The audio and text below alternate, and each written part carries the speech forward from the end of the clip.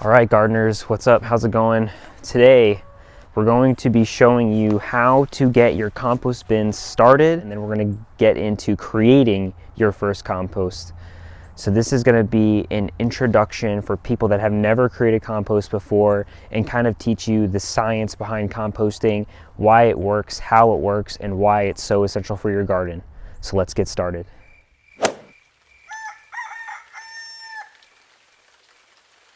Hey y'all, I'm Phil from Earth Nails and Tails, where it's our goal to help grow the gardener in you.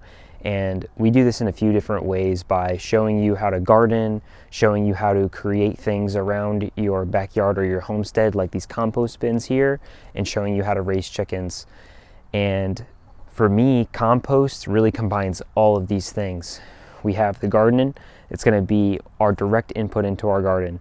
This is going to be the main source of nutrition for our garden. We have DIY, actually creating the bins themselves. And then we have the chickens, who are actually creating most of the inputs for our compost, providing that nourishment from what they eat and what we supply them, which is going to fuel the compost process. All right, guys, so if you've seen my previous videos, you may have already seen my compost piles, but they are behind our chicken run and our shed back here.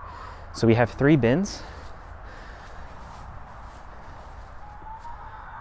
And the reason that we have 3 is because it gives us the ability to have 2 piles going on simultaneously, or really starting a pile using on one side either the left or the right end, and then using the center bin in order to turn the pile. And then once it's done, the compost will end up in either the left or right side, whichever it started in, and then that'll keep the middle open for us to start another pile in the other side. So having 3 compost bins is definitely the way to go if you're interested in starting composting at home. So this video is really going to be a multi-part video, and today we're just going to be establishing our first compost pile, and then the previous videos are going to track the compost over the source of its life. So I really want to get into today on how we're going to make that compost pile and what compost actually is. So as you can see, my girl's right here. This is our middle compost pile. So this is the bin that we just finished this season, which we created earlier in the year. And what you have left is just this beautiful brown, very light, airy, fluffy. It just smells like good soil, you know. And this is the stuff that we're going to create today. Now, there are actually some pretty strict guidelines as to what is considered organic compost. So in the United States, it's actually defined as a compost pile that's maintained between 131 and 170 degrees for 15 days. And within those 15 days, the pile has to be turned 5 times. The reason why they set those standards is they want to make sure that they kill all the pathogens and weed seeds or any other seeds, any other material that could be harmful to you as a consumer, to basically get rid of all of those so that way it's safe for use. And I'm actually going to introduce to you the method that research has shown is going to create better compost than the organic method, the huge commercial organic method of creating compost. So what we're going to be doing in our bin is mixing our greens and browns just like a normal composter would. However, we're going to turn our compost at very specific times throughout its life in order to continuously break down that material. And our goal is still to maintain those temperatures between 131 and 170 degrees. However, we're going to be doing it a little bit differently. So what we're going to try to achieve is preventing those temperatures from going above 160 degrees. And the reason why is because there is a variety of life that exists in compost, especially the compost that we're going to make. As I said, there's bacterial and fungal life in compost, and we want to make sure that we're keeping all or as much as of that life, that microbial life, as we can. And the way that we're going to do that is by keeping the temperatures at or below 160 degrees, but above 131 degrees. And there's a couple reasons we're going to do that. One is because, as I said, it keeps the most amount of life, because a lot of the bacterial life starts and fungal life starts to die above 160 degrees. And also, as you approach that 160 degree mark, that is showing you that the microbes are actually using up a majority of their resources, and eventually that population is going to die off, and they're going to die off very rapidly. So that brings me to the next part of this conversation, is what things do you need in order to create a good compost? And we've already talked about carbon and nitrogen, but other things that you need is plenty of air and water. So the air is going to fuel the microbiology that is going to consume the material and break it down into compost, where we want to promote the health of the aerobic bacteria. And aerobic just means it's bacteria that needs oxygen to survive versus anaerobic bacteria, which does not need oxygen to survive. And we do not want to have an anaerobic compost pile. So the way that you continue to introduce oxygen into the pile is by turning the pile when it gets to that critical temperature, as I said, which is 160 degrees.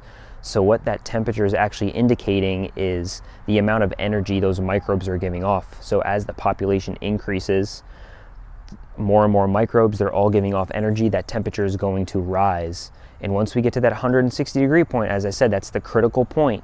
We want to turn that pile in order to add air into the pile and get those microbes the resources that they need in order to continue that composting process.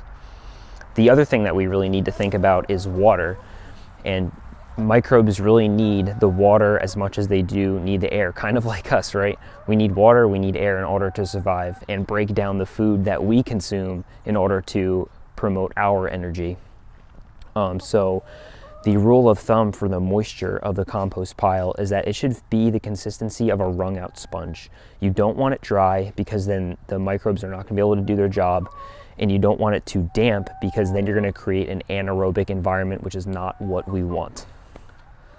So I'm actually going to show you one of my failures here. Here is a compost pile that I started, and I'm going to be honest, I did not take care of it as well as I should have.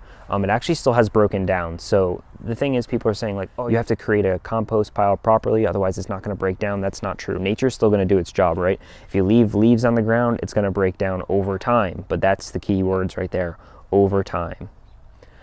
When we make a compost pile, a hot compost pile, we're doing it for a couple reasons. We're doing it because we want to speed up the process, and we want to also kill or create our organic compost by killing all of those pathogens and weed seeds which we don't want in our garden. All right, so as you can see here, I have a mixture of different things. I have some woody materials, I have some leaves, I have some chicken manure and chicken bedding, which I've already put in here on a previous day. As I said, this is kind of a dead pile, and as you can see, that temperature's low, this pile is inactive. So it's going to be my goal to show you guys how to restart this pile. And there's nothing different about restarting this pile versus starting a new pile. We're going to do the exact same thing. So don't worry. I'm going to still show you guys exactly step by step on how to create a good compost pile. So now let's get into the things that we're going to add and how we're going to add them. So for those of you that have seen my other videos, especially about my chicken coop, which I've done a couple of, if you haven't, go check them out. I take pride in my chickens. I really want to make sure that they're living a happy and healthy lifestyle. So I really do take pride in what I'm doing, and I want you guys to watch those videos so that way you are taking your good care of your chickens as well. But with that, here is our chicken coop. So this is where the chickens do most of their pooping, especially when it gets into the fall and winter months. They're spending more and more time in the coop because they do live by the sun. Basically, when the sun goes down, they come in the coop. When the sun goes up, they go outside. So during the winter, since they're in the coop longer, they're doing more excreting in here. So as you can see, there's a lot of chicken poop in here. So I'm actually going to be using this today. I'm going to be taking this out of here, and I'm going to be using it in the compost that I'm about to create. So this is going to be a large portion of our nitrogen input, and we're going to balance that with our leaves. All right, so now that I have all the inputs, let's start making this compost. So the first thing that I'm going to do is actually take off all these slats, and I'm going to pull all of this out because we're going to mix it into the middle bin. So to be honest with you, I've yet to find the perfect tool for the job. So I always bring my shovel, my pitchfork, a couple shovels actually, just to get the job done. So I actually initially designed these bins so that way these slats come out pretty easily, and I can actually build the pile up as time goes on, which is really nice. However, I do want to change these compost piles in the future, so that way I also have slats in the middle, so that way when I want to turn it, I just pull the middle slats out and I just push it, turn it over into the next pile, which would definitely save me a lot of time and energy in this process. Because honestly, most of the energy is going to go into turning this pile. So with that, if you break down your materials properly, like don't have any large materials like this, for example, it's going to make your whole experience much, much better. So if you get a lot of leaves or something, run them over with a lawnmower. You can also use carbon or cardboard as a carbon material, which I didn't mention. Just make sure you rip that up, shred it up as much as you can. As I said, I didn't do a very good job making this pile, so I'm already dreading what's going to happen here, because as I said, I'm going to have to pull all of this out and then put it in over there, and having a lot of sticks and woody material is going to take me a little bit more time. So you want to make sure that you are completely turning this whole pile, because you want to activate that aerobic bacteria throughout the whole pile. If you have a portion of the pile that wasn't turned properly, then you're going to start to develop anaerobic bacteria, and that's not what you want, as we talked about earlier. So we need to make sure that we're completely turning this whole pile, and the best way that I have found to do that is by literally taking everything out and then putting it over there. It'll ensure that you're getting a really, really good turn from this. So as you can see, I have a lot of this woody material. This is all the garden waste from my garden. All of our pepper plants, our tomato plants that we cut out after the first frost. So I'm just gonna go through this now and just transfer all of this material into this bin. So the materials that we're gonna use today, I have a bunch of bags of leaves here, and that's gonna be a carbon source. And leaves actually are one of the best known inputs for adding fungal life into your compost. If you want to add bacteria, you can also use straw, wood chips. There's a bunch of different things that you can use, as I said before, but adding leaves is a really good way to add fungal life. And I like using leaves with my compost because I'm using the bedding and chicken manure from my chickens, which is going to add a lot of bacterial inputs into my compost. So using the chicken bedding and the manure mixed with leaves and then also our food scraps is going to make a nice biodiverse compost, which is going to be great to add into our garden. So I want to show you guys how rich this compost was that I made.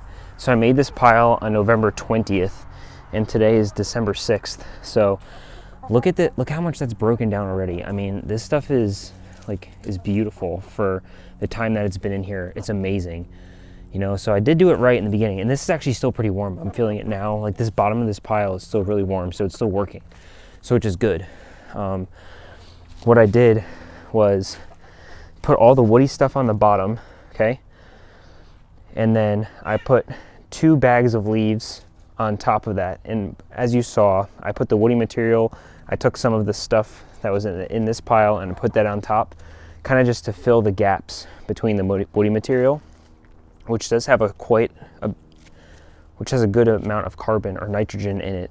So the carbon from the woody material mixed with the nitrogen, it's going to help break down that woody material. And then I put the leaves on top. So what we're doing is basically making a layer of nitrogen, a layer of carbon, a layer of nitrogen, and a layer of carbon. You always want your carbon to be on top. So the last few details to finalize everything, as you can see, I'm putting my layers down, and you really want a 30 to 40 to 1 ratio of carbon to nitrogen. So I'm basically putting about a 1/2 inch to 1 inch layer down of nitrogen, and then I'm putting about 3 to 4 times that, so 3 to 4 inch layer down of my carbon or my leaves, and that's going to get you a really good mixture. And I'm also adding water as needed to get those leaves, that carbon, wet.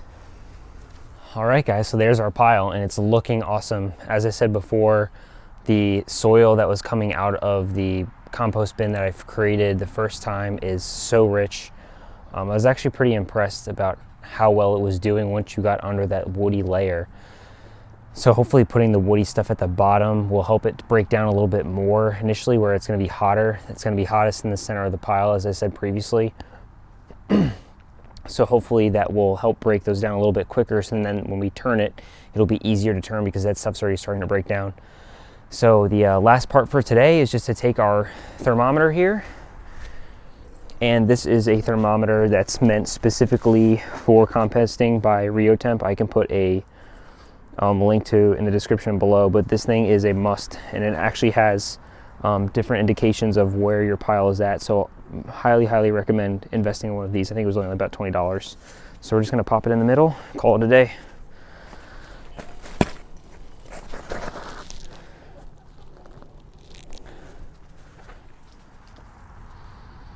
And you can actually already see those temperatures starting to climb. You know, it wasn't very warm here today. I think it was like maybe in the 50s or 60s.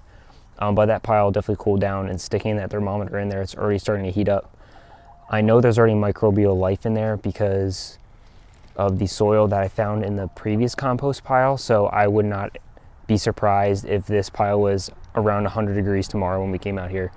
So now remember, we need to turn it when it's around 160 degrees, right? So we want to come out here every single day and check this pile to see if we need to turn it. All right, guys, so that's going to wrap things up for today. And as you can see, the compost pile here is looking amazing. As I said, the next video we will do is when the pile has reached 160 degrees, and we're going to turn it, and I'll show you how everything is breaking down. And I'm probably just going to keep making a video every time we turn it. And as the process gets longer and longer, I'll probably make a video less often. But if you guys enjoy watching this video, you got something out of it, you learned something, please like, subscribe, share. It's free for you guys, and it helps me get traction, and it shows me that you guys are interested in getting information, good information about what I'm talking about, what I'm trying to teach you. Again, my name is Phil from Earth Nails and Tails, where it is our goal to help grow the gardener in you. Hope you guys enjoy.